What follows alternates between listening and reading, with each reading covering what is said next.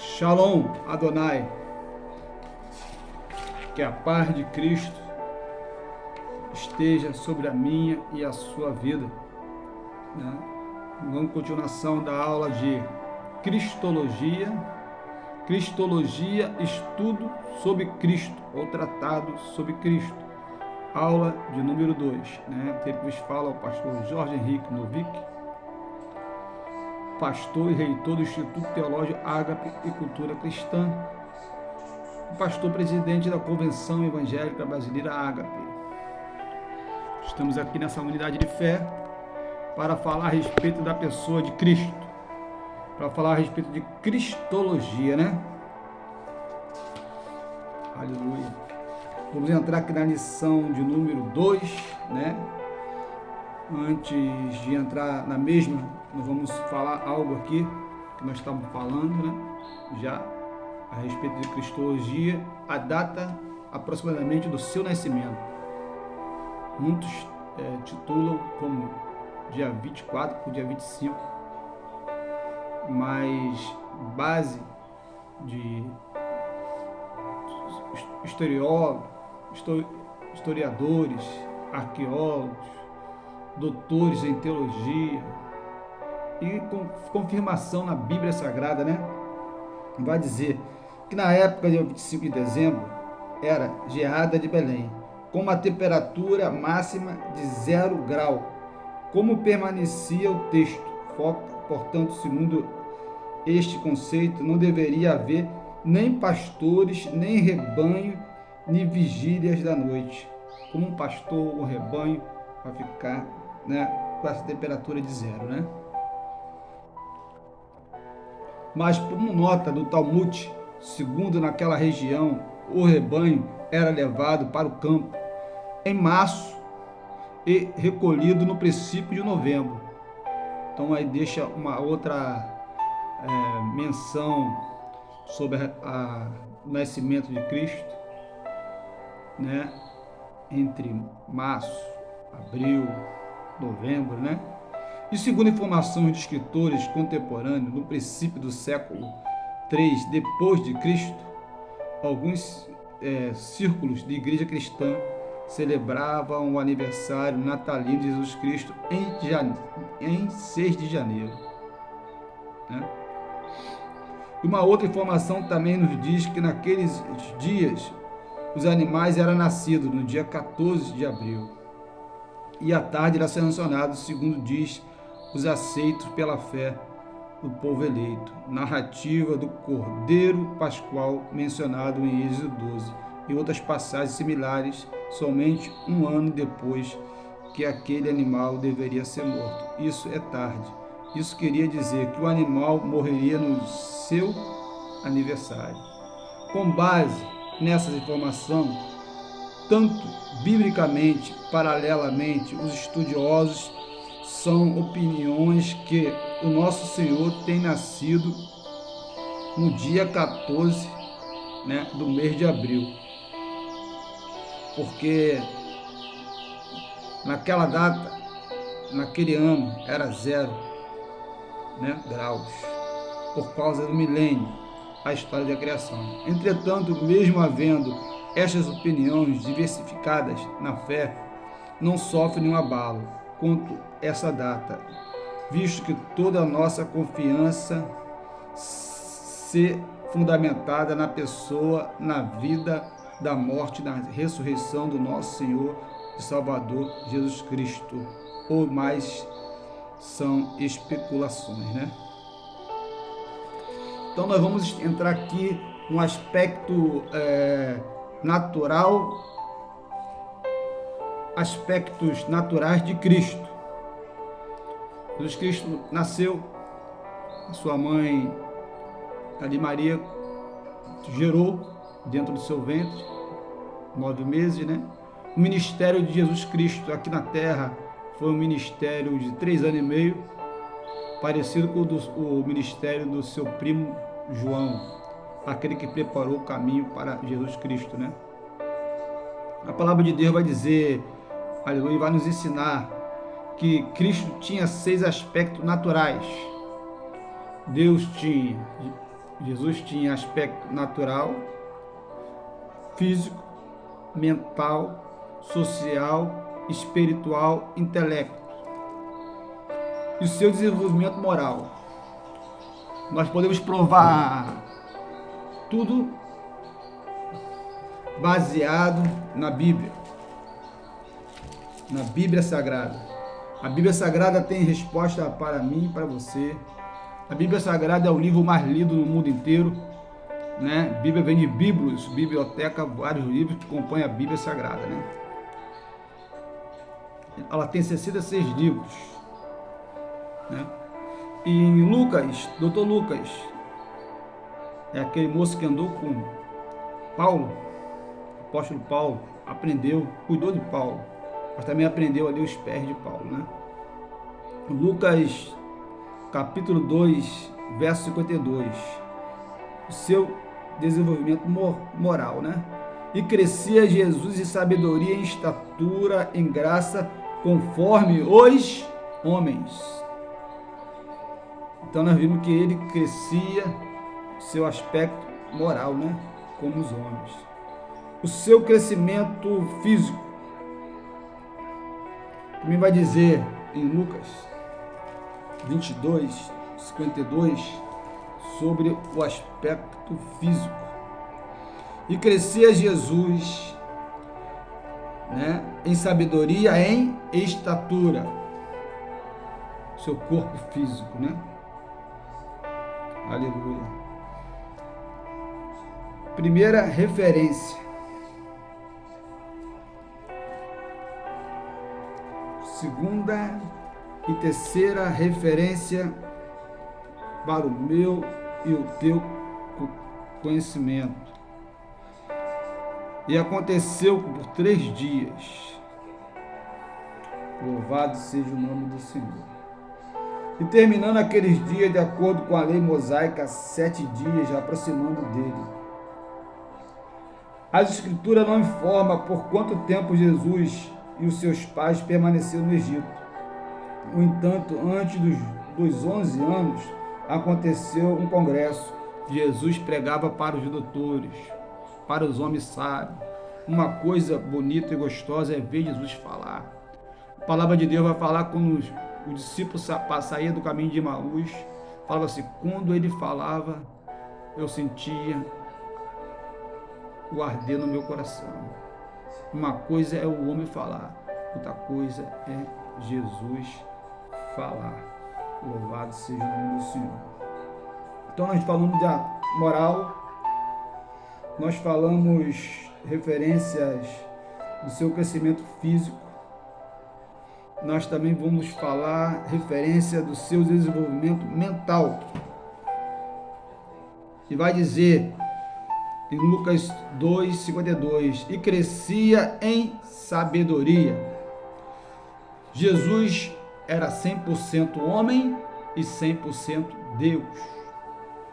Não é como muitos estudiosos que dizem que é 50% homem e 50% Deus. Não, ele era 100% Deus. Por isso que muitos não entendem a Trindade, o Pai, o Filho e o Espírito Santo, né? Todos eles são criadores. Todos eles são onipotentes, onipresente, onisciente, autoexistente, etc, etc, etc. Tem muitos atributos de Deus em Jesus Cristo e no Espírito Santo, né? O seu desenvolvimento mental e crescia em sabedoria. O seu crescimento social e crescia em graça com os homens.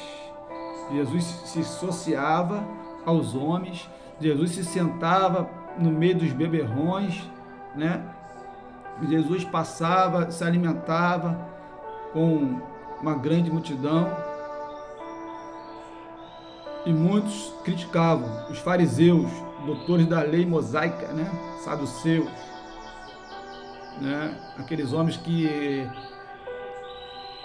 como diz a palavra do Senhor, um panorama bíblico, significa qual mosquiteiro, segundo o panorama bíblico, né? É porque aqueles homens abrigavam neles um coração incorrupto. Eles queriam ser vistos em primeiros lugares. se preocupava em engolir percevejo, se preocupava em engolir carrapato, né? Mosca, mosquito, porém abrigava em si coração corrupto, sepulcaiado, bonito por fora e feio por dentro. Assim é o fariseu. Até hoje, nos dias de hoje, existem homens fariseus, que a palavra de Deus diz que quando a tua mão direita faz, a esquerda precisa saber. A pessoa faz algo para Deus e começa a falar para todo mundo querendo que ele seja visto. Mas que nós não viemos ser fariseu, que nós vamos ser colaboradores da obra do Senhor. Importa, como diz João, que eu diminua, que ele cresça. Então nós vemos aqui que Jesus Cristo crescia social, Jesus Cristo crescia o seu desenvolvimento espiritual. E vai dizer em Lucas 2:52, e crescia em graça para com Deus, né? Jesus crescia em graça para com Deus, e vai dizer para com os homens. Então Jesus também crescia no seu intelecto.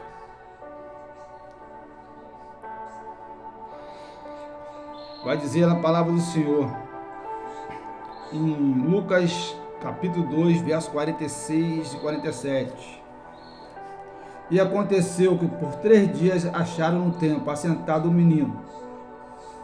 2 doutores, ouvindo, interrogavam. E todos que ouviam admiravam a sua inteligência e respostas. E quando ouviram maravilha, disseram: sua mãe, por que fizeram assim para convosco? Eis que teu pai, ansiosos te procurando. Então nós vemos que Jesus Cristo, ele crescia em intelecto. Nós sabemos que Jesus Cristo é o próprio Deus, sabemos que ele é o próprio intelecto, ele é a própria sabedoria. Então Deus tinha grandes coisas para ser feita na pessoa de Jesus Cristo, né? Então nós estamos aqui na lição 2, né? Louvado seja o nome do Senhor Jesus, né? Aí vai dizer em João 4:6, nunca homem algum falou assim como este homem. Chegou a habitar na cidade chamada Nazaré, para se cumprisse o que fora dito pelos profetas, ele será chamado o Nazareno. Aleluia. Então nós vemos aqui, Nazaré era uma cidade da Galileia, onde morava José e Maria, onde Jesus passou os seus primeiros 30 anos da sua vida. Depois iniciou sua carreira, né? Publicada e foi registrada 2 vezes pelos acontecimentos. Natanael perguntou: por que viste alguma coisa boa em Nazaré? Disse-lhe Filipe: vem ver. Jesus Cristo veio lá de Nazaré, aleluia. Aí em João capítulo 1, verso 46, vai dizer: vem ver. Nazaré atualmente uma cidade de aproximadamente 25.000 habitantes. Chama-se pelo nome árabe. Jesus foi chamado Nazareno porque várias vezes. Nessa a gente lê em Mateus 22, Mateus 2, 23, Mateus 26, 71, Atos dos Apóstolos 2, 2, né? Jesus o Nazareno. Uma coisa é linda falar de Jesus. Jesus nasceu igual um outro jovem qualquer, porque ele era 100% homem e Deus. Jesus, ele começa na sua trajetória ministerial, aleluia, aos 8 anos de idade, começa a aprender os 5 livros Pentateuco, que é o Alcorão. Jesus aprende tudo e chega um certo tempo na vida de um jovem, de uma criança, está chegando à pré-adolescência, ela escolhe uma profissão ou um mestre. Mas Jesus, que era mestre dos mestres, escolheu a profissão do seu pai, que era carpinteiro. As mesmas ferramentas que ele trabalhava, prego, martelo e madeira foram instrumento da sua crucificação. Quando Jesus decide, chega aos 30 anos, ele larga a maleta de carpinteiro, ele larga a madeira, larga o prego, larga tudo, é batizado, é levado para o deserto e ele vence Satanás através da palavra, porque ele é a própria palavra, né? Então nós vemos que uma coisa linda é falar de Cristo. Aleluia. Vamos aprender aqui também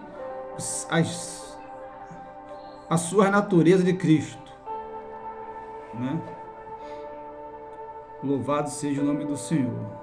As falsas teorias sobre dupla natureza de Cristo, que o homem tem pensado a respeito de Jesus Cristo de acordo com anos e opiniões.